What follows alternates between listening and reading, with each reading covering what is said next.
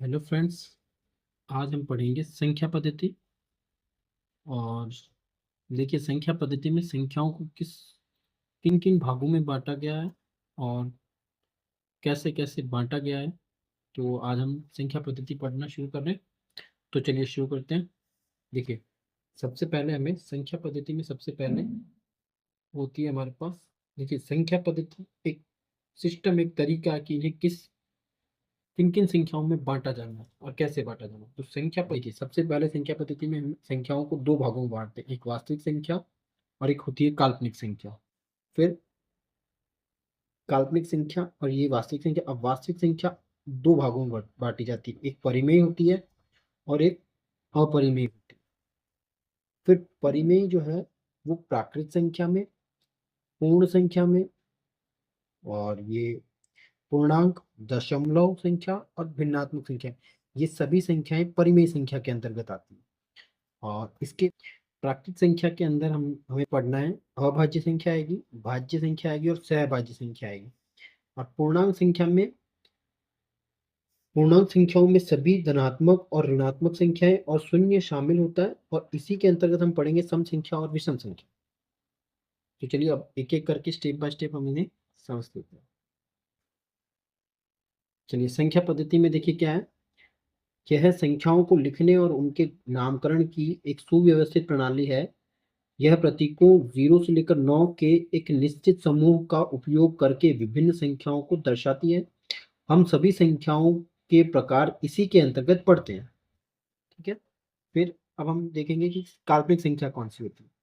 तो काल्पनिक संख्या वह संख्या होती है जिसका वर्ग करने पर ऋणात्मक परिणाम आता है।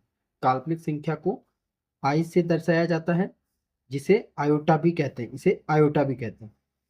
अर्थात अगर आई कोई संख्या है तो अगर आई का स्क्वायर करेंगे तो वो हमें -1 देगा, यानी कि हमें ऋणात्मक संख्या या ऋणात्मक परिणाम देगा, जो कि वास्तव में होता नहीं है, इसीलिए काल्पनिक संख्या। अब अगली संख्या हमारे पास है वास्तविक संख्याएं। वह सभी संख्याएं जिन्हें संख्या रेखा पर दर्शाया जा सकता है उन्हें वास्तविक संख्याएं कहते हैं। ये दो प्रकार की परिमेय तथा अपरिमेय होती है। वास्तविक संख्याओं दो प्रकार में बांटी जाती है, परिमेय तथा अपरिमेय। देखिए, परिमेय संख्या कौन सी होगी। अब देखिए, परिमेय संख्या कौन सी होगी। वह संख्या जिसे p बटा q के रूप में लिखा जा सकता हो उसे परिमेय संख्या कहते हैं। जहां p व q पूर्णांक है तथा q is not equal to 0, यानी वो q जो है वो शून्य के बराबर नहीं होना चाहिए, तो वो हमारे उस संख्या को हम क्या कहेंगे, परिमेय संख्या। उदाहरण के लिए देखिए, जो 5 है, 0 है, -10 है, अंडर रूट में ये जो 4 है, 0.1 है, भिन्न, ऑलरेडी ये तो p बटा क्यू के रूप में ही है और इसे भी हम p बटा क्यू के रूप में लिख सकते हैं, इसीलिए हमने इसे इसमें रखा है, परिमेय संख्या में रखा है। देखिए, जैसे 5 जो है, 5 को हम 5/1 लिख सकते हैं, यानी p बटा क्यू के रूप में हो गया। 0 को भी हम 0/1 के रूप में लिख सकते हैं, p बटा क्यू हो जाएगा। और 2 का वर्गमूल, ये वर्ग करेंगे तो 2 निकल जाएगा, यानी कि ये p बटा क्यू का रूप हो जाएगा। और इसे भी हम 1/10 के रूप में, यानी ये p बटा क्यू रूप में हो जाएगा। और इन सभी में देख लीजिए q जो है वो 0 नहीं है, इसीलिए ये परिमेय संख्या है। अब हम पढ़ेंगे अपरिमेय संख्या। वह संख्या जिसे p बटा क्यू के रूप में नहीं लिखा जा सकता हो उसे अपरिमेय संख्या कहते हैं। अर्थात इन्हें साधारण भिन्न में नहीं बदला जा सकता, p बटा क्यू के रूप में इन्हें नहीं लिखा जा सकता। इनका दशमलव निरूपण कभी समाप्त नहीं होता और न ही इसमें कोई दोहराव वाला पैटर्न होता है। उदाहरण देखिए, जैसे पाई जो है वो भी अपरिमेय है, √2 है, √3 है, फिर ये देखिए 0.80, फिर 800, 8000 ऐसे करके ये शुरू चलता ही रह रहा है, यानी कि ये भी क्या किस में आएंगे, परिमेय संख्या के उदाहरण। और इसके अलावा अपूर्ण वर्ग संख्या जो वर्गमूल में स्थित हो वो भी किस में आएगी, अपरिमेय संख्या में। जैसे अभी हमने पढ़ा था, हमने देखा था कि √4 जो है, √4 जो है उसे उसे हमने परिमेय में लिया, क्योंकि ये √4 हम जानते हैं कि होता क्या है असल में, दो, तो दो को तो हम 2/1 लिख सकते हैं, इसलिए ये परिमेय थी। लेकिन इन्हें हम लोग ये वर्गमूल से बाहर नहीं आ सकते, और इसे हम p बट्टा q के रूप में नहीं लिख सकते, इसलिए ये अपरिमेय संख्या। अब हम पढ़ेंगे प्राकृत संख्या। तो वे धनात्मक पूर्णांक जिनका उपयोग वस्तुओं को गिनने में किया जाता है और उन्हें प्राकृत संख्या कहते हैं। इनमें शून्य या ऋणात्मक संख्या शामिल नहीं होती, यह एक से शुरू होकर अनंत तक जाती है। उदाहरण, प्राकृत संख्या शुरू कहाँ से होती है? एक से। 1 2 3 4 ऐसे लेकर ये प्लस अनंत तक जाती है, इन्हें कहते हैं हम लोग प्राकृत संख्या। चलिए अब हम पढ़ेंगे अभाज्य संख्या, यानी कि वह प्राकृतिक संख्याएं जो एक से बड़ी हो तथा जिसमें संख्या एक और स्वयं के अलावा किसी अन्य संख्या का पूरा पूरा भाग नहीं जाता हो, उन्हें अभाज्य संख्या कहते हैं। अर्थात अभाज्य संख्या के केवल दो ही गुणनखंड होते हैं। कौन कौन से होंगे? संख्या एक और दूसरा होगा स्वयं संख्या। देखिए जैसे दो, दो जो है, दो में सिर्फ ये जो है, दो में सिर्फ एक का भाग जाता है और एक दो का जाता है खुद का। तीन में जो है सिर्फ तीन का जाता है और एक का जाता है। 17 है, 17 में भी तीन, एक का और 17 का स्वयं का ही जाएगा। तो यहाँ देखिए उदाहरण में हमने लिखा है, जैसे दो सबसे छोटी और सम अभाज्य संख्या है, फिर तीन ये भी अभाज्य, फिर 5 7 9 अभाज्य में नहीं आएगा क्योंकि 9 में तीन का भाग भी जाता है, इसलिए वो अभाज्य में नहीं आएगा। फिर 11 17 23 इस तरह से आती रहेगी संख्या।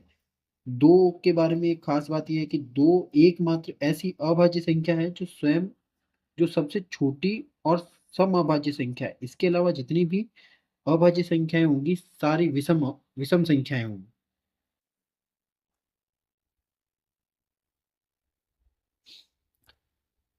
अब हम पढ़ेंगे भाज्य संख्या। देखिए अगली संख्या हमारे पास है भाज्य संख्या। भाज्य संख्या में किसे कहते हैं? भाज्य संख्या वह प्राकृतिक संख्या जो एक से बड़ी हो तथा जिसमें संख्या एक तथा स्वयं के अलावा भी किसी और संख्या का पूरा पूरा भाग जाता हो, उन्हें भाज्य संख्या कहते हैं। अर्थात भाज्य संख्या के कम से कम तीन गुणनखंड होंगे। और अभी हमने जो अभाज्य संख्या पढ़ी थी उसमें क्या होगा? उसमें सिर्फ दो गुणनखंड होंगे, दो से ज्यादा नहीं होंगे। और इसमें जो है वो कम से कम तीन तो होंगे होंगे, तीन से ज्यादा भी हो सकते हैं लेकिन कम से कम तीन तो होंगे होंगे, तभी वह संख्या भाज्य संख्या कहलाएगी। और इस भाज्य संख्या का एक गुण है कि इसे स्वयं से छोटी प्राकृत संख्याओं के गुणनफल के रूप में लिखा जा सकता है। स्वयं से छोटी प्राकृत संख्याओं के गुणनफल के रूप में लिखा जा सकता है। देखिए जैसे इसका पहला गुणनखंड होगा एक, दूसरा गुणनखंड होगा स्वयं संख्या और तीसरा गुणनखंड कोई अन्य संख्या होगी, तभी वो भाज्य संख्या कहलाएगी। उदाहरण के लिए देखिए जैसे 25 है, 22 है, 100 है आदि। अब देखिए 25 के गुणनखंड, इसमें 25 में एक का भाग जाएगा, 5 का भी जाएगा और 25 का भी जाएगा, यानी एक और 25, एक और स्वयं संख्या का भाग तो जा ही रहा है, इसके अलावा तीसरी संख्या भी कोई ना कोई आ रही है, इसलिए ये 25 जो है वो कौन सी भाज्य संख्या होगी? प्रथम भाज्य संख्या कौन सी हो जाएगी? 4। और सबसे छोटी भाज्य संख्या भी ये 4 ही है। और हमने अभी पढ़ा कि सबसे छोटी अभाज्य संख्या कौन थी? 2, और वो सम भी है। ठीक है, अब इसके आगे है सहअभाज्य संख्या, यानी वे दो प्राकृतिक संख्या जिनका एक के अलावा कोई अन्य उभयनिष्ठ गुणनखंड नहीं हो, उन्हें सहअभाज्य संख्या कहते हैं। सहअभाज्य संख्या होने के लिए उन दोनों प्राकृतिक संख्याओं को स्वयं में अभाज्य होना आवश्यक नहीं है, यानी कि वो जो दो संख्याएं होंगी उन दोनों संख्याओं को जरूरी नहीं है कि दोनों संख्याएं अभाज्य हो या एक हो या दोनों ही हो या दोनों ही ना हो, कोई जरूरी नहीं है। देखिए जैसे हमने अभी एक जोड़ा लिया 8 और 15 का, ठीक है, दूसरा हमने लिया 2 और 3 का, तो 8 के गुणनखंड देखिए हमारे पास 2 गुणा 2 गुणा 2 गुणा 1, और यहाँ आप लिख सकते 15 के गुणनखंड 3 गुणा 5 गुणा 1, यानी इन दोनों में सिर्फ एक ही है जो उभयनिष्ठ है। इनके दोनों के गुणनखंड में सिर्फ एक ही है जो उभयनिष्ठ है, और इनमें भी देख लीजिए कि एक ही है जिनमें उभयनिष्ठ है, यानी ये दोनों 8 और 15 क्या होगी? सहभाज्य संख्या, और ये 2 और 3 भी क्या होगी? सहभाज्य संख्या। चलिए अगली संख्या हमारे पास है पूर्ण संख्या। पूर्ण संख्याएं वे संख्या है जो शून्य से शुरू होकर धनात्मक पूर्णांकों की अनंत तक श्रृंखला बनाते हैं। इनमें कोई भिन्न या दशमलव भाग नहीं होता पूर्ण संख्या प्राकृत संख्या के समूह में शून्य को शामिल करने पर प्राप्त होती है। देखिए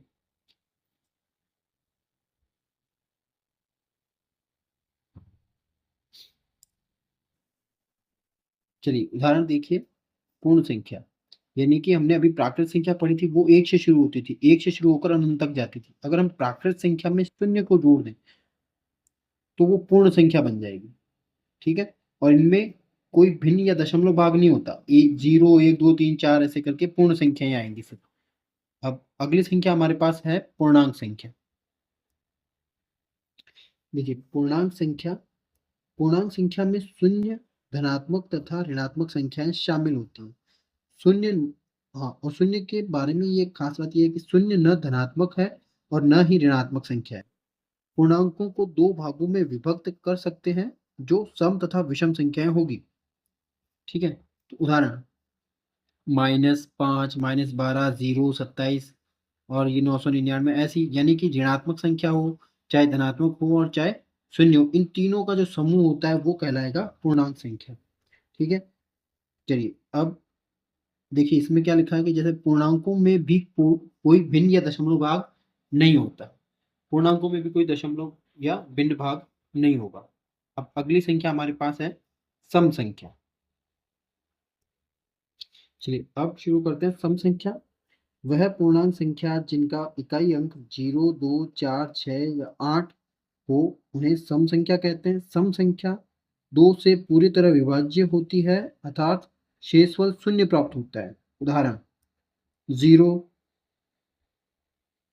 24 है, फिर है ये 2898 लिखा है, हमने माइनस की संख्या लिखी है, फिर हमने माइनस की ये 422 लिखी है, आदि संख्या। इन सब में हमें इकाई अंक देखना है। जैसे इसका इकाई अंक 0 है, इसमें 4 है, इसमें 8 है, इसमें 6 है और इसमें 2 है, अर्थात ये सभी संख्याएं सम संख्याएं हैं। चलिए अगली संख्या हमारे पास है विषम संख्या। वह पूर्णांक संख्याएं जिनका इकाई अंक 1, 3, 5, 7 या 9 हो उन्हें विषम संख्या कहते हैं। और विषम संख्या 2 से भाज्य नहीं होती है अर्थात शेषफल शून्य नहीं प्राप्त होता है। उदाहरण देखिए जैसे 21, 2441, -643, -899। इन सब में देखिए जैसे इसका इकाई अंक 1 है, इसका भी 1 है, इसका 3 है, इसके 9 है, यानी ये सभी संख्याएं, ये जो उदाहरण हमने ले रखे हैं ये सभी विषम संख्या के उदाहरण होंगे।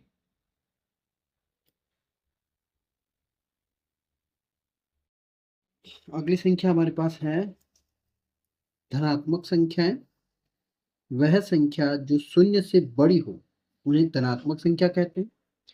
इनमें प्राकृतिक संख्या 1, 2, 3, 4 यानी कि और प्लस की भिन्न जैसे 1/2 तथा दशमलव भी होता है, यानी कि जो 0 से बस शून्य से बड़ी हो बस कुल मिलाकर। ठीक है, उसमें भिन्न भी आ जाएगी और दशमलव भी आ जाएगा, वो सभी धनात्मक संख्या है। धनात्मक संख्याएं संख्या रेखा पर शून्य के दाईं ओर स्थित होती है। उदाहरण 15, 3/2, 1/2, 44.3 इत्यादि, ये सभी धनात्मक संख्या के उदाहरण है। अगली संख्या हमारे पास है ऋणात्मक संख्या। वह संख्या जो शून्य से छोटी होती है उन्हें ऋणात्मक संख्या कहते हैं। ठीक है,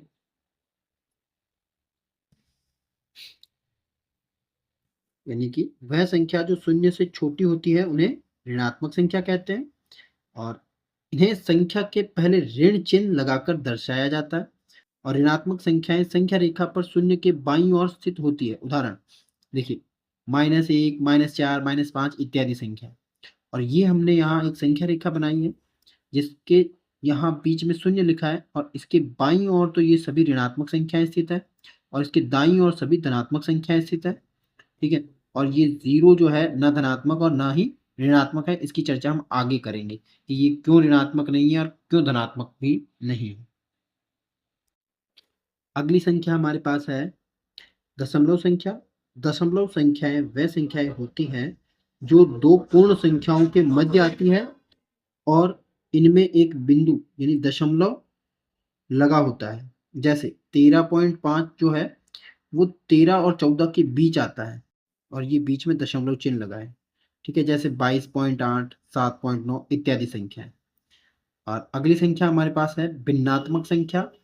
यह ऐसी होती है यह ऐसी संख्या होती है जो किसी पूर्ण संख्या के एक या अधिक भागों को दर्शाती है जिन्हें बराबर भागों में विभाजित किया गया हो। यह संख्याएं भिन्न के रूप में लिखी जाती हैं।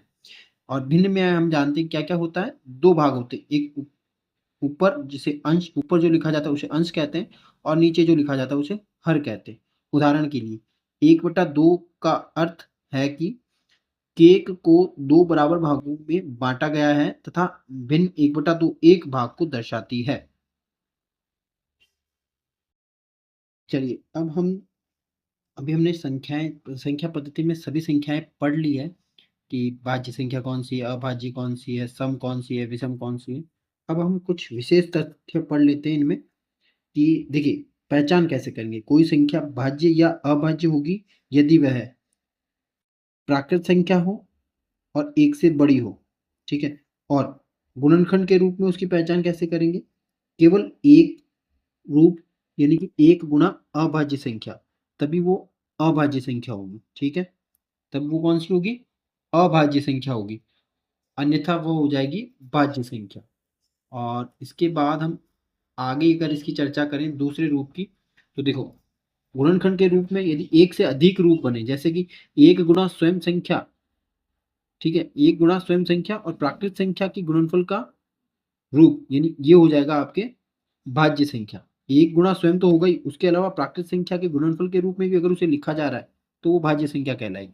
देखिए कैसे, जैसे 11 है तो 11 को सिर्फ 11 गुणा 1 के रूप में ही लिखा जा सकता है, लेकिन ये जो 12 है इसे 2 गुणा 6 के रूप में लिख सकते हैं, 4 गुणा 3 के रूप में लिख सकते हैं, 1 गुणा 12 के रूप में लिख सकते हैं।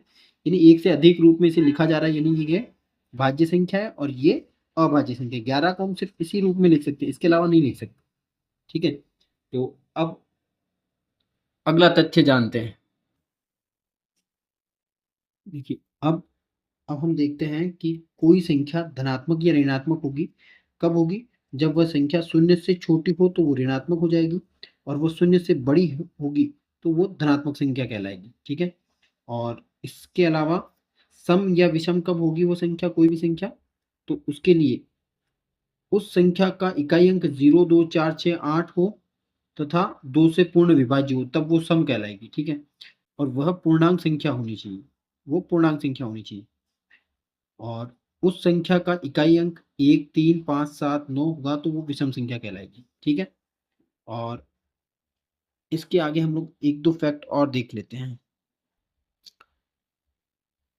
देखिए उपरोक्त तथ्यों के आधार पर हम कह सकते हैं कि शून्य जो है अभाज्य भी नहीं है और भाज्य, दोनों ही ये नहीं है। कारण क्या है इसका, क्योंकि प्राकृत संख्या में नहीं आता है, क्योंकि भाज्य और अभाज्य होने के लिए उसे प्राकृत संख्या होना जरूरी है, जो कि ये आता है पूर्ण संख्या में। और ये एक से बड़ा भी नहीं है, भाज्य और अभाज्य होने के लिए एक से बड़ा होना जरूरी है, ठीक है। इसलिए ये भाज्य भी नहीं है और अभाज्य भी नहीं है। और शून्य जो है वो न धनात्मक और ऋणात्मक दोनों भी नहीं है, धनात्मक भी नहीं है और ऋणात्मक भी नहीं है। इसका कारण क्या है, क्योंकि धनात्मक और ऋणात्मक की जो तुलना हम करते हैं वो शून्य से ही करते हैं कि शून्य से बड़ा है तो धनात्मक, शून्य से छोटा है तो ऋणात्मक। तो ये तो इसकी तुलना स्वयं से ही हो गई, तो ये न स्वयं से बड़ा है और न ही स्वयं से छोटा है, इसलिए न धनात्मक है या न ही ऋणात्मक है। लेकिन हाँ ये सम है क्योंकि इकाई अंक 0 है इसका, ठीक है। और विषम तो होगा नहीं। चलिए अगला देखिए, संख्या 1 जो है ये अभाज्य नहीं है और भाज्य भी नहीं है। कारण क्या है कि पहला, ये प्राकृत संख्या तो है लेकिन ये 1 से बड़ा नहीं है, इसलिए ये भाज्य भी नहीं है और अभाज्य भी नहीं है।